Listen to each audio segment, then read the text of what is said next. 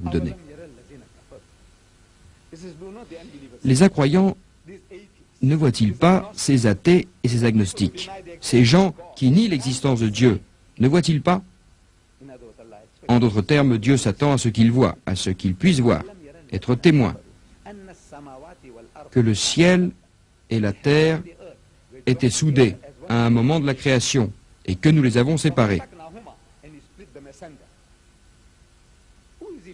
À qui parle-t-il? À qui s'adresse-t-il? Au Koufar? Au Koufar il y a 400 ans? Non, non, non, non, non. Que pouvaient comprendre ces pauvres hommes? Par Dieu, que pouvaient-ils savoir de l'univers, de la création du ciel et de la terre? Que savaient-ils? Ils ne faisaient qu'accepter ce que Dieu disait. Si telle était la parole de Dieu, nous entendons et nous acceptons, nous croyons. C'était là l'iman, la foi qu'ils avaient. Ils ne savaient rien du crash. Dieu ne s'adresse pas aux pauvres incroyants du temple de Mohammed ou aux incroyants du Congo ou aux Esquimaux qui peut-être ne croyaient pas en Dieu. Non, non, non, non, non. Il parle aux scientifiques, aux hommes instruits qui n'expliquent pas au monde la pureté de la création. Que ces astronomes avec des télescopes puissants qui regardent l'espace et analysent les mouvements dans le ciel et qui vous en parlent comme s'ils l'avaient fait, comme si c'était eux qui avaient voulu assembler tout cela et qui avaient conçu l'appareil, qui l'avaient mis en marche, l'appareil de l'univers. La façon dont ils en parlent, c'est comme si c'était eux qui l'avaient fait. Des gens aussi importants, avec autant d'instructions, disent que cet univers a commencé à exister par un Big Bang, il y a des milliers d'années. Ce qu'ils observent, ils remarquent que les corps célestes s'éloignent d'un lieu unique, quelque part, et vont s'éloignant de plus en plus et dans toutes les directions, loin, loin, loin, comme un ballon, quand vous le gonflez. Il devient de plus en plus gros, c'est quelque chose comme cela qui se passe dans le ciel. Cette galaxie, le fait qu'elle s'éloigne de plus en plus vite, une fois qu'ils atteignent cette vitesse de la lumière, presque 300 000 km par seconde, une fois qu'ils atteignent cette vitesse, nous ne pouvons plus les voir, car la lumière est à l'origine, ne nous parvient plus, elle est partie. Donc nous devons découvrir des télescopes plus gros et de meilleure qualité pour pouvoir voir. Ils se demandent comment ne pas rater le coche.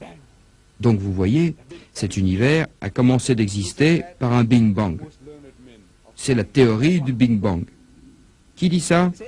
Les scientifiques les plus instruits, les astronomes. Mais d'où ont-ils tiré cette drôle d'idée? Ce conte de fées du Big Bang? Non, non, non, non, non, ce n'est pas un conte de fées, c'est un fait démontrable. Nous pouvons le démontrer. Vous montrer ce qui arrive et de là, nous pouvons tirer des corollaires. Si nous avions une caméra et que nous la mettions dans l'univers, ici, pour voir ce qui se produit et qui ne reviendra pas, les corps qui sortent, le ballon, si on pouvait le dégonfler, on verrait qu'il reviendrait au point initial. Donc, il y a eu un Big Bang. Quand a-t-on découvert ça? On vous répondra hier, parce que 50 ans, c'est hier pour l'histoire de l'humanité. Qu'est-ce que c'est 50 ans? Rien du tout. Un homme illettré dans le désert, une personne qui ne savait ni lire, ni écrire, une personne qui ne savait pas signer son nom, ne pouvait pas connaître ça, n'est-ce pas? On va vous répondre non, impossible, un tel homme ne connaissait pas l'astronomie, n'avait pas les instruments nécessaires, n'avait pas de télescope, rien, dans le désert et parmi les gens illettrés. Et il vous le dit, cet homme du désert, il y a à peu près 1400 ans.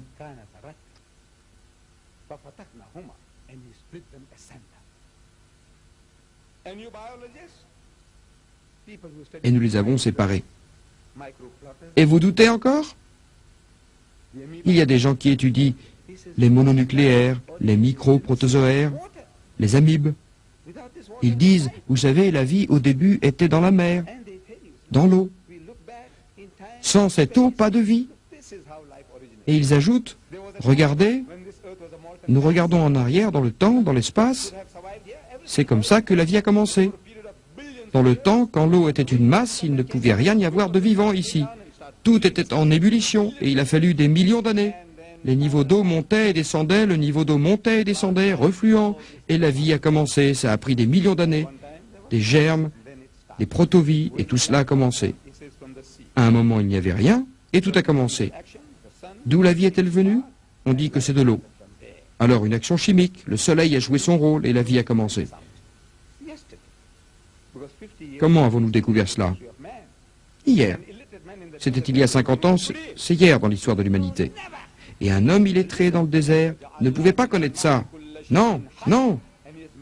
Écoutez. Et il a fait de l'eau toute chose vivante.